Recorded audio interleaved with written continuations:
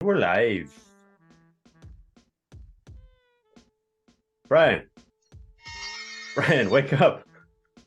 What's going on over there? It's not New Year's yet. Well, I was partying in New Orleans. Gumbo, lobster tail. Yeah. Oh, po' boys. Oh, let me tell you. Oh, and by the way, I lost the game.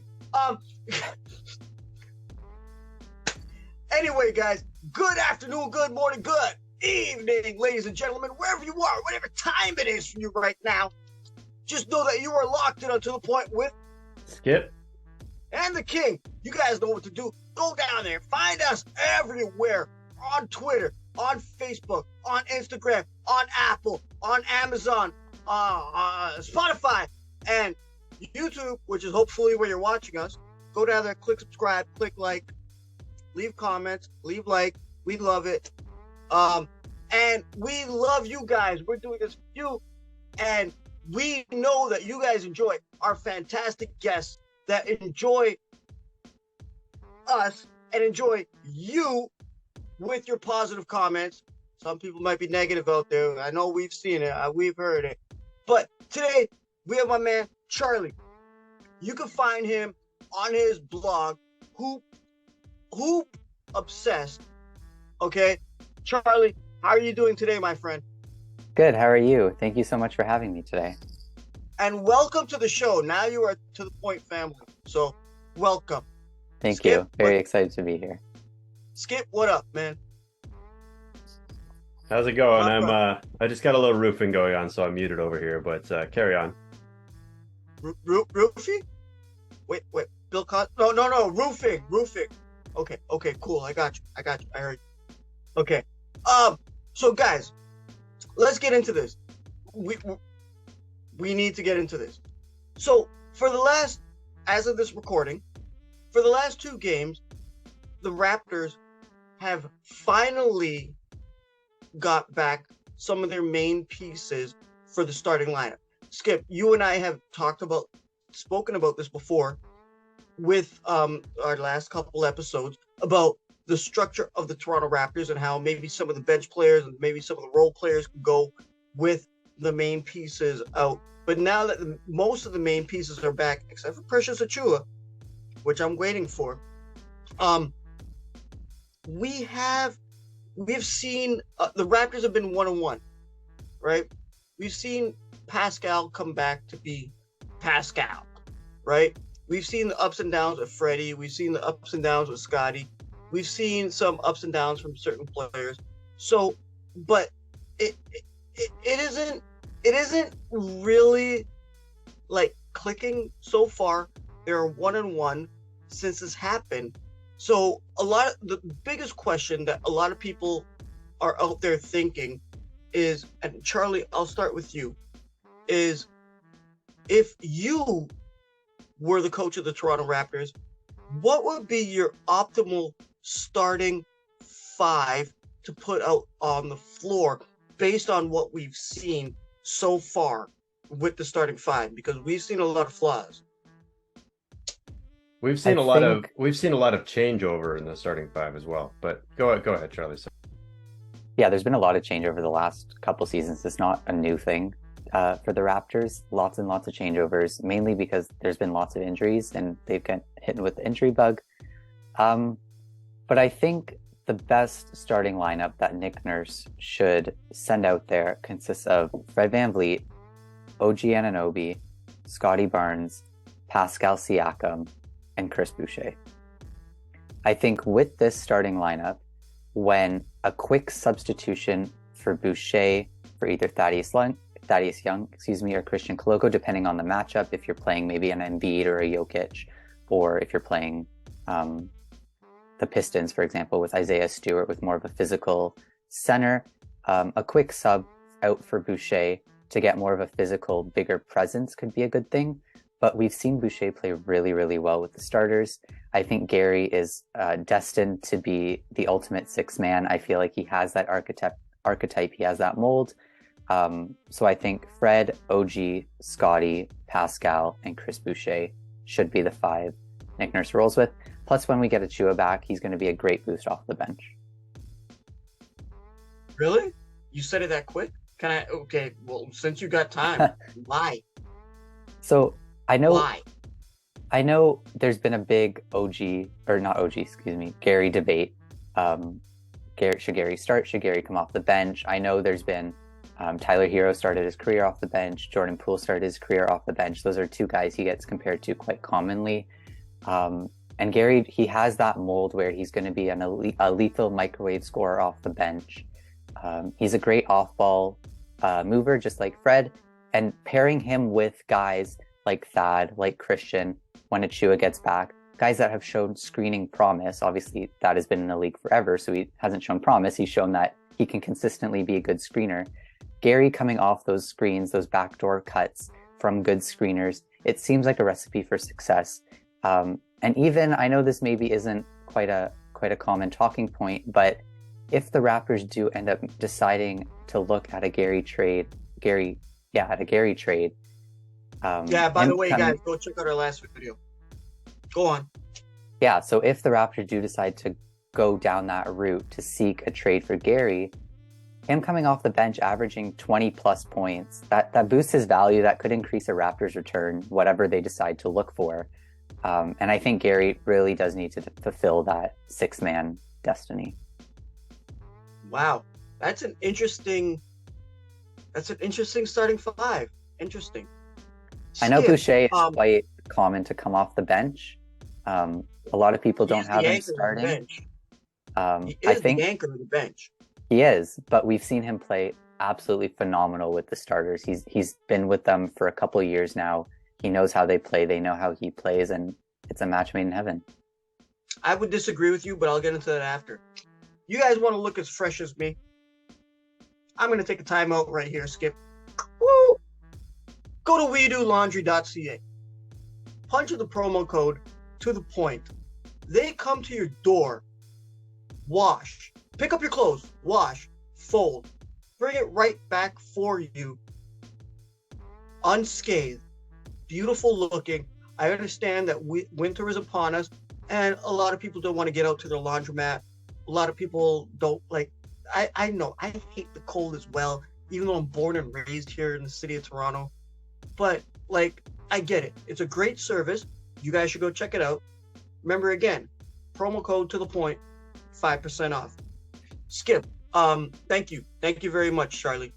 Right, Skip. Okay, so since we're on this topic, the optimal starting five for the Raptors to become successful in this tight East Conference, right? Like, they're playing teams that have like 2 or 3 more wins than them, and like it's only a separation of a few wins for now.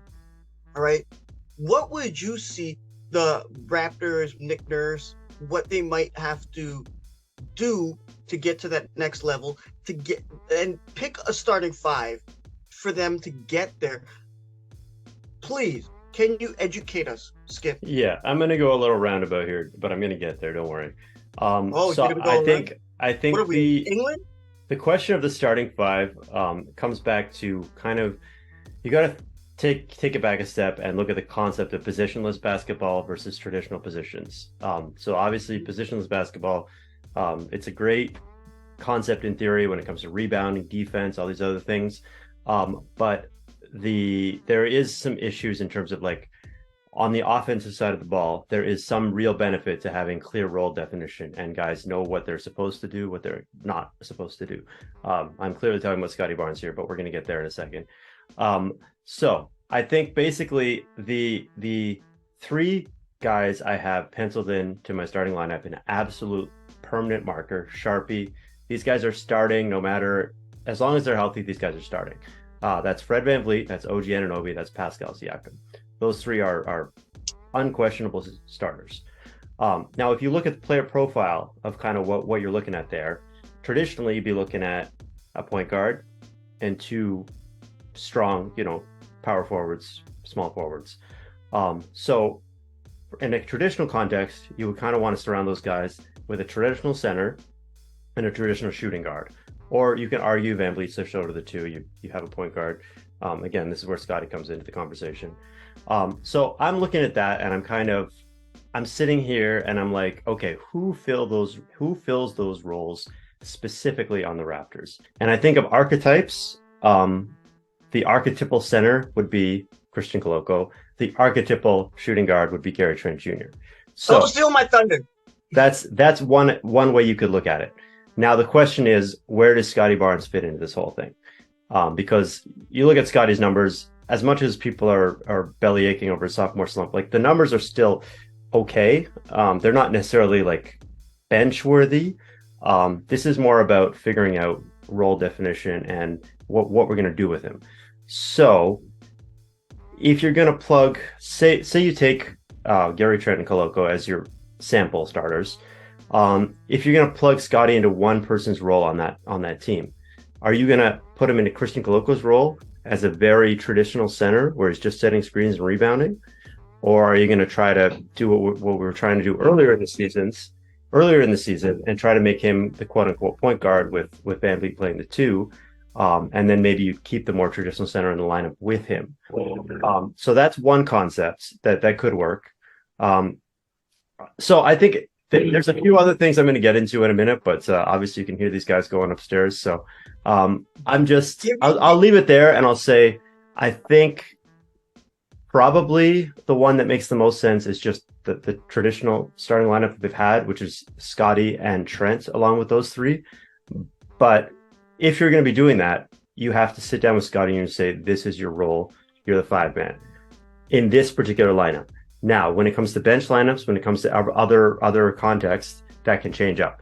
But I think that's where I'll leave it for now. We'll get into it a little more after. Guys, you mind if I weigh in here? Skip, you just said some stuff. You guys mind if I weigh in here? Go on, King. Okay. Listen, my ideal starting 5 from what the Toronto Raptors have available on their roster, it would be, obviously, we all can agree, Freddie, OG, Pascal. No question, no doubt. That's who we got. Now, let me throw this at you guys. Christian Koloko at center until Precious comes back, and maybe while Precious is getting his minutes back in. Yeah. And you guys aren't going to believe this one. Bo Cruz, Mr. Hollywood, Juancho Fernan Gomez. Okay. Honestly, I think that would be an ideal starting 5 that can get there. Now, so you have Scottie on the bench? Is that what I'm hearing? Hold on. Yes. Okay. Hold on. Let me explain why. Explain. Let me explain why I'm saying this. Because you can have a starting 5. They could play the first 5 minutes of the first quarter. You could pull somebody off the bench and bring them in. Now, when Skip, I've been saying this to nauseum. For how many years? The Raptors bench and their depth. Okay? You look at players that can come off the bench. Gary Trent Jr. When he's hot, he's hot. I've said that. When he's not, he's not. I said it. Scottie Barnes. Man, that was a bad first quarter in the last game against New Orleans. Like, he really let the team down. Okay, let him get back in. Then you got Boucher. Okay, you got Malachi. You got Delano Banton. Tell me, you guys, another team in this friggin' league that can pair up with their second unit to that second unit. And don't tell me, because I saw in the group chat last night while we were all talking that somebody said, I can't remember who, said New Orleans is stacked. No, you guys tell me, because honestly, when you look at it, Juancho, and the reason why I'm saying Juancho is because he's got his hand in everything. He's always got his hands up. He's in every play, whether it be minuscule or monumental, to get something done for a change in the Raptors. And when you put them in that mix, and I love Koloko because every time he comes in, right away, as soon as he comes off the bench, he a major impact player from what I've seen. Like, his first play will always be a great play offensively or defensively on each end of the court, depending on where it's going. right? And then we have our three constants. I don't know if y'all do math, but every equation has to have some constant, and those are the three: X, Y, Z, right? So now my question to throw to you guys is, how do you think the Raptors can actually take care of that bench and take care of the Eastern Conference and make daddy some money and get into the fourth seed? Charlie? Well, I know you threw out who can have a better bench. I know they're in the West, but I just want to say the Clippers are pretty deep when they're pretty healthy. When they're healthy, star. If they're healthy. If. Yeah, we all knew when Kawhi signed that contract that it was not going to end well. I did. I don't. Maybe not we all, but yeah. No, I like the point that you made with having a deep bench is key to success. All of the previous champions that made a deep run, including the Toronto Raptors in 2019, they had a bench that could come in, that could play solid defense, that could get you buckets on offense, and they played cohesively together. With the Raptors in their current state, as we already mentioned, there's so much turnover. It seems like every game someone new is out, someone new is back in. Otto Porter Jr. is going to come back at some point. Who knows how long he's going to stay healthy for? Who knows when he comes back, though? Who knows how long he's going to stay healthy for before another injury, which unfortunately seems inevitable with his injury past. So with all this turnover, I really do think the Raptors are very matchup based. Also, depending on who they have available.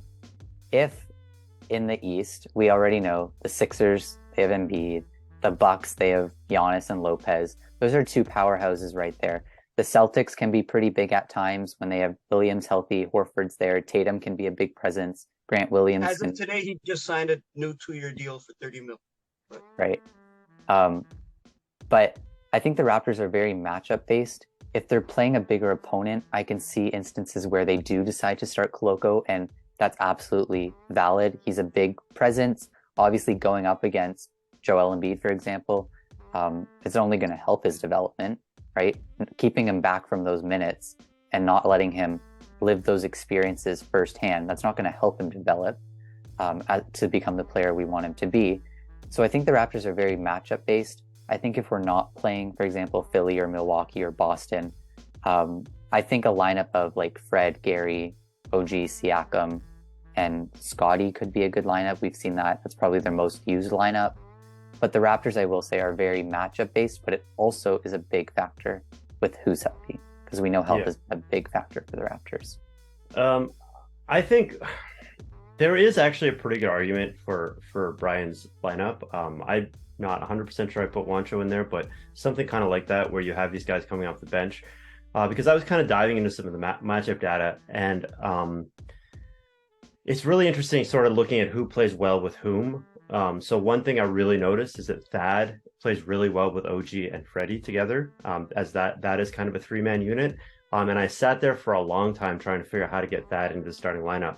And I just kept coming back to the point of, we saw the other day against New Orleans, when Thad's in that starting lineup, there just isn't enough spacing or shooting on the floor, which is like he fits so well with Freddie and OG, but then you sort of add Siakam to the mix, and then if you got Scottie out there, it just kind of gets clumped together. So you do need that outlet guy. But the other interesting thing I saw is that Scottie and Gary do not perform well on the floor together at all, which is actually something we were talking in the group chat the other day. I thought that was a matchup I would like to that was a grouping I'd like to see more of. But looking at the numbers, they just, for whatever reason, I guess Gary kind of hogs the ball a little too much, whatever you want to call it. They have not meshed at all. So maybe on going both forward, ends of the floor. Yeah, maybe going forward, you would actually look to split those guys up as opposed to put them together. And kind of, there is a way where you can put Gary into that starting lineup, and maybe like a Gary and a Thad into the starting lineup, and have Scottie coming off the bench, and that would allow Scottie to really get his usage rate up, right? Because the problem with Scottie in the starting lineup isn't that he doesn't deserve to be a starter; it's that they're just there's only one ball to go around, right? And Pascal takes up a lot of usage. You got Freddie, you got OG out there. Scottie ends up just kind of standing in the corner, not doing much of anything.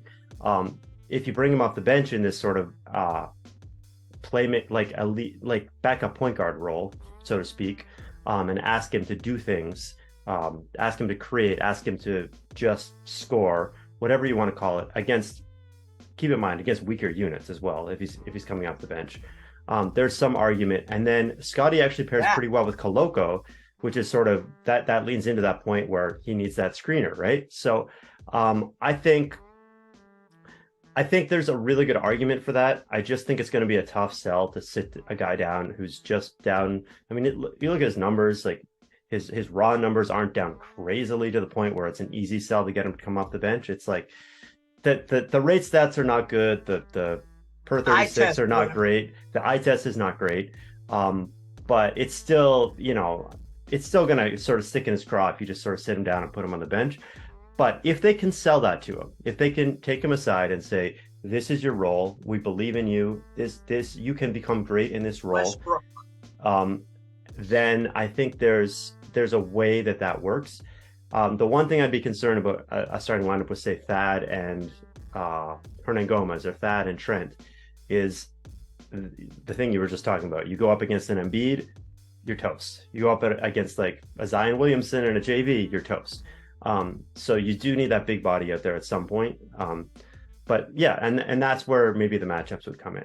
But I think the idea of putting Scottie on the bench, that's going to have to be a bigger project than just slotting him in, slotting him out one day at a time kind of thing. Skip, you just said something there. Sorry, let me say something, guys. Yeah. Skip, you just said something about there, like, and Charlie, you alluded to earlier about when you're going up against an Embiid, a Zion, a Giannis. Okay, the Raptors, what Masai has done, the Messiah, should we always bow every time we say his name? I don't know. But from what he's provided to the roster to make available, sometimes, like, and we're talking about matchups and optimal starting fives, and maybe some guy can like pop out and put somebody in and get them going. Like, if you got some bigs like that, like I would say from the New Orleans game, personally, when I used to coach, what I would have done was I would have put OG on Zion and have Juancho and OG personally on Zion. And if he does blow by, you got Juancho and you got Koloko to pick up the slack.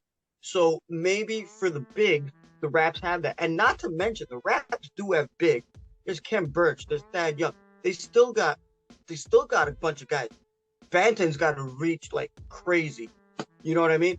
There's still something, but it depends on the role. So I do see there is a possibility if the Raptors can maybe keep these guys fresh, because we all know Nick Nurse loves to keep a tight bench, right? Loves to keep a tight roster. If these guys do get their reps, especially with these injuries that they have succumbed to, maybe there is a way. I don't know, guys. Maybe there is a way that they can surpass like a Philly. Maybe they can surpass Milwaukee. Maybe they can surpass Boston. They have tools. They have the tools. Sorry, I don't want to call these guys tools. I love these guys. But they have the assets. They have the players that where if they were to interchange it, because this Raptors team is interchangeable. That's no question. Maybe that's the whole idea of the positionless they can play it basketball. Properly. Pardon me? That's the whole idea that I guess the Raptors are going for with this positionless basketball, that they can plug and play. Game of mismatches, man. Absolutely. Game and of that's why I keep saying the Raptors are very matchup driven and they're very situational. And thankfully, one of the good things about loading up the roster with 6'8", 6'9" guys is that when one guy's out, the next guy can slide in and it's just plug and play. I know you mentioned earlier with the Koloko point, there has been proof that Gary and Scottie, not together, but separately, have performed better defensively when there is a rim protecting big. And that's because they both like to get in passing lanes and they like to take risks on the perimeter. I know when Scottie was drafted, he was touted for to be this great defender, and we didn't know what we were going to get offensively. And I know that's kind of been flipped on its head, where now we maybe know what he's been offensively, and his defense hasn't necessarily lived up to what we hoped for. Yeah, I was about to say, with Gary, it's gambling. With Scottie, it's just literally getting blown by. Yeah, Scottie, Scottie's he's been gambling getting, as well. Yeah, he's been getting blown by. He's been like, his footwork hasn't been great on the perimeter. And that's why having a rim protecting big in the middle like Koloko has been so helpful to them defensively. So that's why there's a case for whenever Scottie should be on. Maybe not whenever, because we know Scottie's going to play a lot more minutes than Koloko. But at times, Koloko, or if the Raptors at some point do decide to go get another rim protecting big, one of them should be on the back lines when Scottie and Gary are playing. So if someone blows by, they could get funneled right to the paint. Like a Rudy Gobert. There are ways to do this, right? There are ways to take your starting five, whatever your starting five is. You can do this matchup stuff in the middle of the second quarter, in the end of the first quarter. You can put Thad with OG and Freddie in like a 2-minute stretch at the end of the first quarter, and then you can put Scottie and Koloko together at the beginning of the second quarter. I'm talking about mixing lineups, like when you're in those crossover lineups, like not your starting units, but when you're resting guys, you can stagger matchups so that you're kind of putting guys next to guys that they thrive with, and maybe putting Koloko, like you said, kind of putting him in for 5 minutes as a rim protector, while Scottie's doing his ball handling or whatnot. You start the game off right. Yeah. So that's my exact reasoning for starting Boucher. Was that I know it's controversial, but like I mentioned, you start him. Boucher has been more of an offensive plus. He has had defensive pluses this year, but he's definitely more of an offensive contributor. And I gotta disagree with you on that one, because Boucher has shined out over the years because he's coming off the bench and playing the second unit against other teams. I absolutely think he deserves some starts this year when guys were out. I think he's a very valuable person on this team. I don't think he fixes the problems that we're trying to address in the starting lineup specifically right now. I think he's totally fine as a sixth guy. He's totally fine as a starter if someone's hurt or whatever. I'd plug him in for a Siakam or something if he was down again. I don't necessarily see him being the optimal starting five. But so my reasoning is that we know Nick likes to generally make relatively quick substitutions. He doesn't like to keep the starting lineup in for the entirety of the first quarter. He'll make at least one fairly early. Mm-hmm. And my reasoning is you start Boucher, and then most likely, depending on the matchup, you swap out Boucher for either Koloko or Thad Young. Hopefully it's Koloko to give Scottie that rim protector, like I mentioned.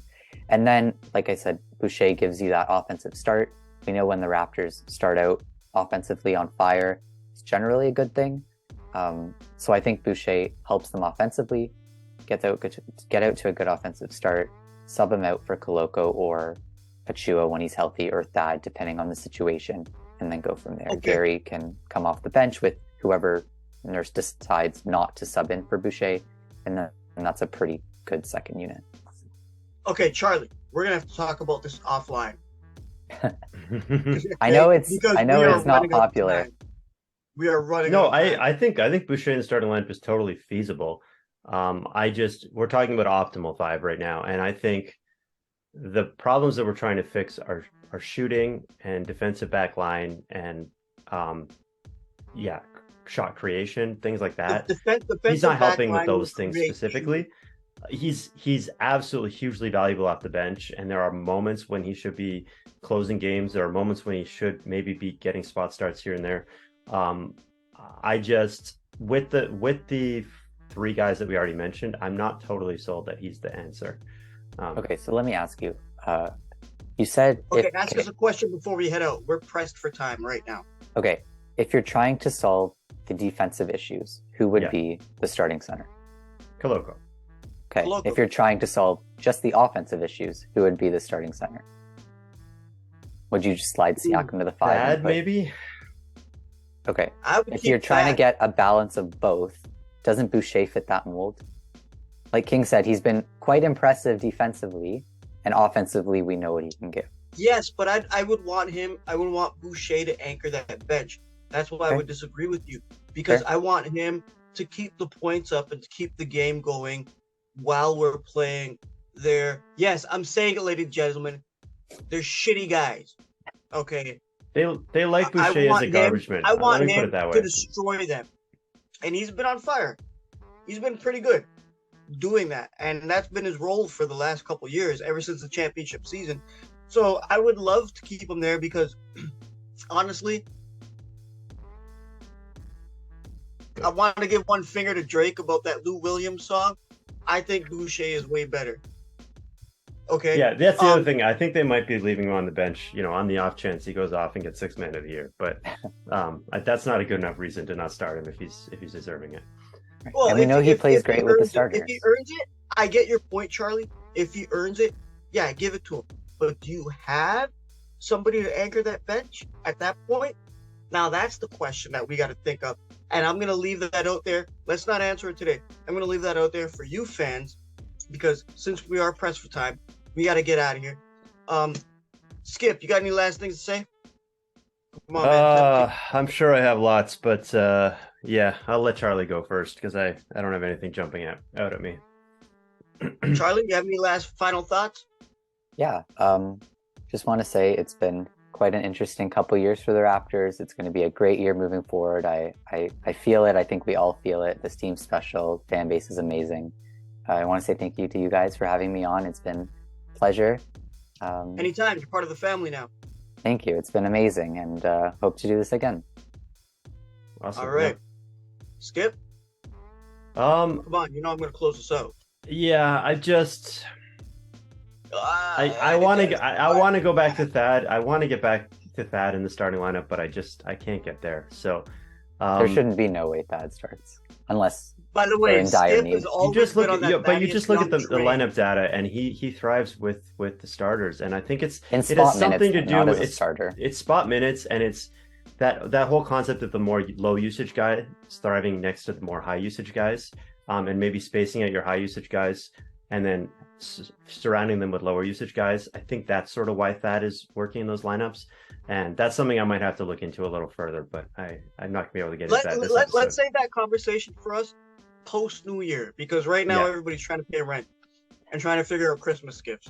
I know I am. Right? Even though I'm Muslim, I'm still trying to get my Christmas gifts going. So Charlie, thank you very much. You guys find him on his blog, Hoop Obsessed. And one Twitter, word. Right? Twitter too. One word. Yeah, at Twitter at CharlieBender19. Almost at 100 followers, and yeah, just trying to make a name for myself, put my voice out there, and thank you everyone for listening and taking the time. Keep it out there, man. Skip, you guys know where to find him. At Dougie J's on Twitter. Oh man, something's coming out of the pipeline with this guy. You're gonna find it. You guys know where to find this book. My bootleg. Running the Point. SimonBroder.com. You guys can find me at King Hussein on all social media platforms. You guys, thank you very much for spending your time with us. We really appreciate it. We're so thankful and so appreciative for it. Click subscribe, click like, enjoy. We will talk to you soon. I hope you guys enjoy the game tonight, because the Raptors are playing really hard, but we'll see what happens. Now that the boys are back in town, maybe they can figure it out. So on behalf of myself, Charlie, and Skipper, good afternoon, good morning, good evening, good night, and peace.